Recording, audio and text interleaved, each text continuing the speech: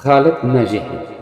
كاينين الناس الا جلستي معاهم كتحس براسك تكبر، كيتبدل فيك شي حاجه زوينه بلا ما تحس. كاينين الناس بالعكس سبحان الله اللي كيطفيوك ينقصوا من العزيمه ديالك ويخليوك تكتشف نفسك. السؤال هو مع من خصك تقضي وقتك ومع من تكبر الفكره ديالك.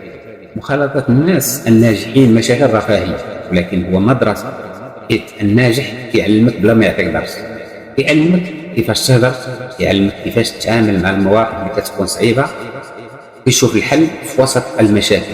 لان الناجحين كيعطيك بطاقه ايجابيه وكيخليك دائما تبغي تتطور، تبغي تنجح، تبغي توصل وتبغي تكون دائما بحالهم ولا احسن منهم.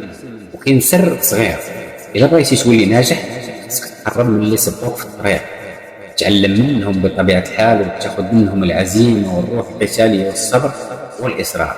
النجاح ماشي صدفه، هو نتاج ديال العقليه اللي كتخالطها كل يوم. اختار ناس اللي كيرفعوك ماشي اللي كينزلوك.